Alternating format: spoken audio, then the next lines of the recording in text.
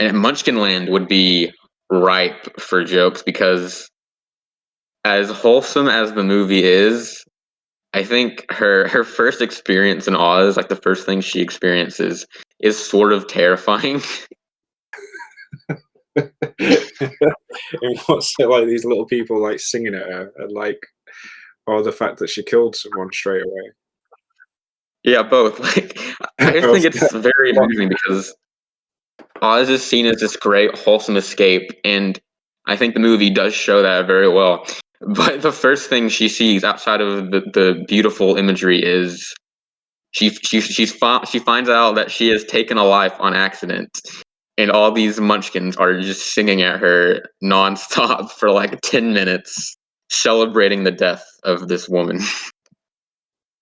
Yeah, it's funny because like watching it again, I was thinking it's a strange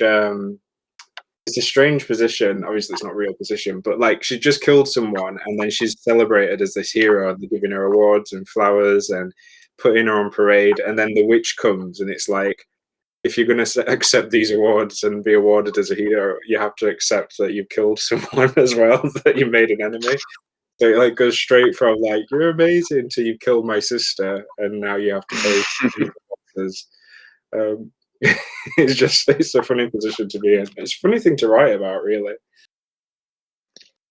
It's sort of a peek into the culture of Oz. I've always said Oz is both darker and brighter than our real world, and it's kind of an example of how it's both at the same time. Because on one hand, it's extremely dark how they're so joyful and gleeful over this death and making it into a musical number, and on the other hand, they're just so merry about it that they're just so happy that it's almost pure.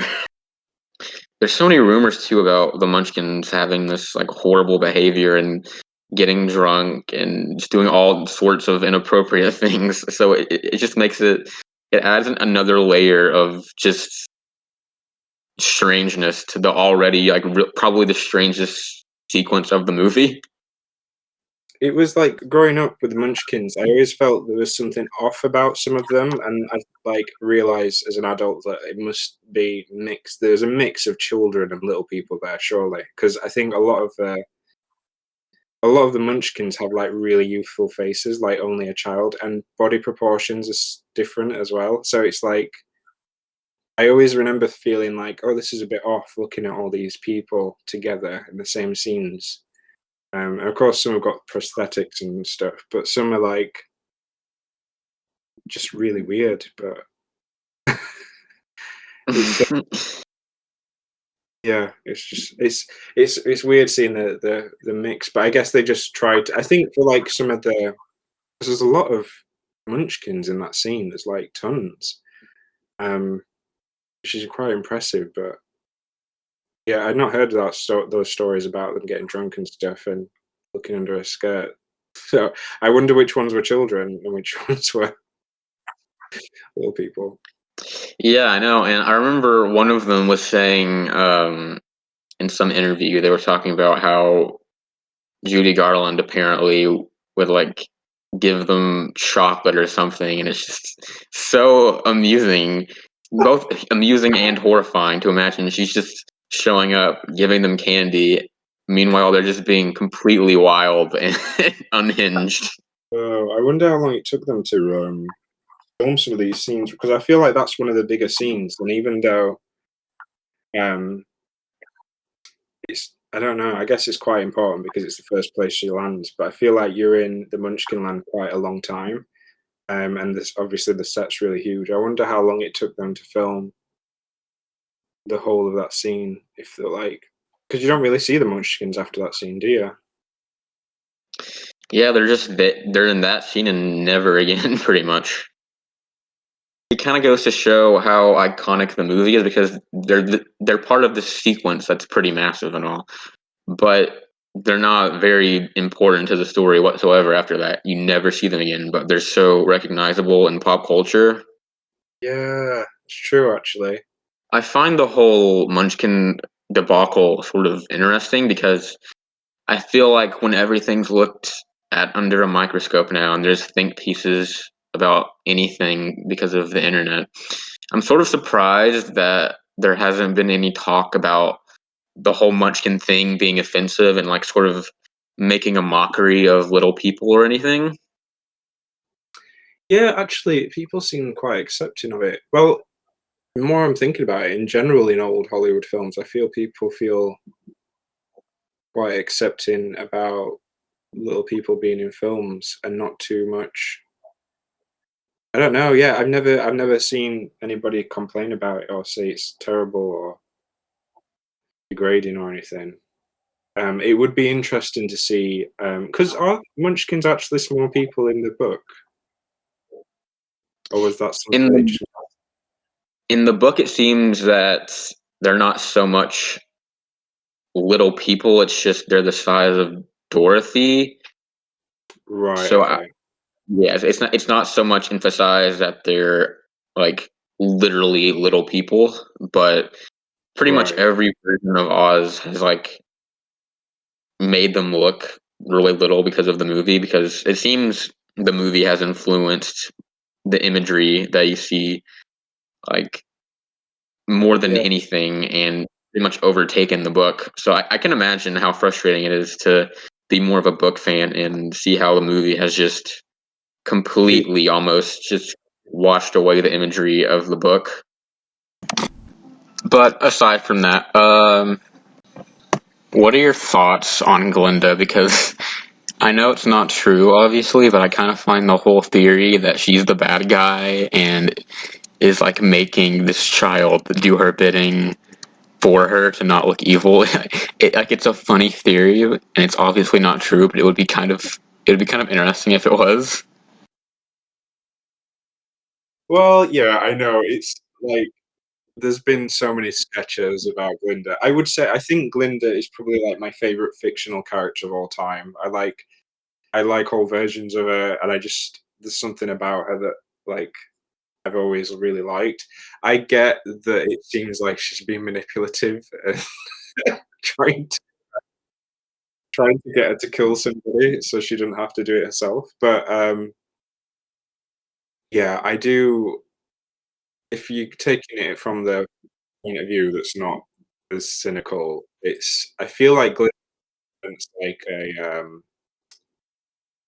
I mean, in life in general, when things happen, you have to go through them yourself and you have to learn that yourself. And I know I've heard parents talk before. I've not got kids, but I've heard parents, including my parents, say like you want to protect your kids and you don't want them to go through anything that causes them pain and stuff. But going through with yourself, you learn more and you take notice and you change through it. So Glinda to me represents someone that's like quite wise enough to like let somebody make mistakes for themselves in order to learn a lesson. But it is funny because it does seem like she's just doing stuff to spite the witch, and she's getting an innocent person at the same time. I think there's something about Glinda that I've always, even from a young age, understood that like even when really good people or powerful people are offering you help, you can't rely on them completely. And I think that's true in life. That if help comes along, you can't rely on someone to help you completely the rest of the way. It's like I've got a bit of an obsession with fairy godparents as well, and I started writing a book about fairy godparents.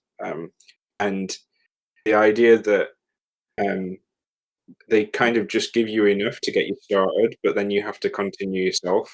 And I think that's an important lesson in life. And I think that's kind of what she represents is the fact that she gives her some magical shoes and she tells her which way to go. But even when Dorothy's questioning, yeah, but what if happened? What if like and she's just like just follow the yellow brick road, like get on with it. Um, it's important to help people, but not help them too much because people do need to put in the work themselves and learn along the way. Yeah, because I think part of me as a child did think like in any part of the film when Dorothy was in danger, I used to think, why isn't Glinda there to help her? Like, but I feel like almost as though like Glinda is probably watching her journey throughout the whole thing, but only interjects when she absolutely has to, which is like the poppy field. Like, there's literally nothing Dorothy could do at that point. So, um, which again I think is good because you can't like completely guide someone and stop them from hurting themselves constantly. I really like your analysis on Glinda and just kind of how you've pointed out the cynicism people have had over the years, because I think that's really representative of our culture and the development we've sort of had. Because what I really love about this movie is that it takes this concept that and just it's really earnest about it. And if it was done now, I can just imagine it would be very reliant on self-aware humor. Yeah, and I think well, it's like a common thing now to kind of pick apart old films from that era and like hold them up to today's standards, which is something that people do with Disney films a lot, like the old Disney films, the early ones. Um, but yeah, yeah.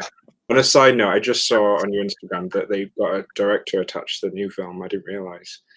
Um, but like, part of me is excited for it, but like you said, in today's climate, I don't feel like it would be as sincere and like innocent, or well, not innocent's not the right word, but like what you were just describing. Yeah, I think sincere is the perfect word, because I think you see movies even in the 2000s, they would take these concepts that were ridiculous technically, but they would make it very sincere and it would make you invested. And I Mm. think going into the 2010s, self-aware humor was this new thing, and it was really exciting. It was like, "Whoa, wow, they're acknowledging all these things that don't make sense," and it's really fourth wall breaking, and it's new and it's exciting. But at this point, it's been done so much, and at Yeah, this point, it just takes you out of the story. And yeah, the whole point is, oh, it's shocking, it's daring that they're acknowledging their own flaws in the story. But now it's like this crutch that's just overused, and we're so exposed to it that the whole appeal of the self-aware humor isn't really even funny anymore. yeah. It's been doing too much now. It's yeah, I'm getting a little bit tired of seeing it and stuff.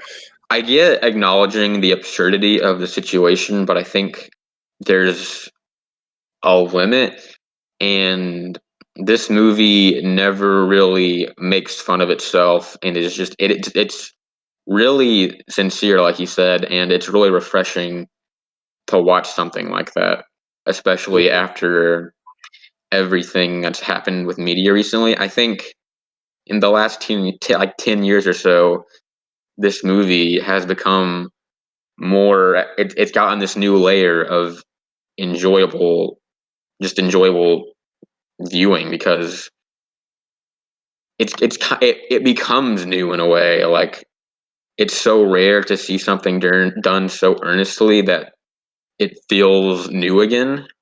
yeah. I get what you mean. Yeah, it is nice, and it's nice to like revisit it as well. Even like yesterday, I've not watched it for a while before watching it this time for this review, but it was nice kind of revisiting an old Hollywood movie that was just like genuine and just didn't try. It's not trying to. I mean, like as cinemas progress, obviously things progress and they have to change as they go along, and that's inevitable. But like as cinemas progressed over time, like you say, it has become a bit more cynical and a bit like they like to deconstruct everything. Right, it's just nice to see something that's quite simple and not been deconstructed and not been thought too hard about stuff other than like details in set design. Yeah, I think the simplicity really works for the story, and I think with Dorothy being so earnest and sincere in her reactions to things, and her not being sarcastic about, "Oh, wow, that's weird. That's funny," and going on some kind of sarcastic rambling. I think it makes the film feel, for one, more wholesome, but also you're more immersed in her story, because If he was just cracking jokes about, oh wow, this is absurd. I would never see this in real life. It would just it would just kind of take you out of it. Yeah, definitely.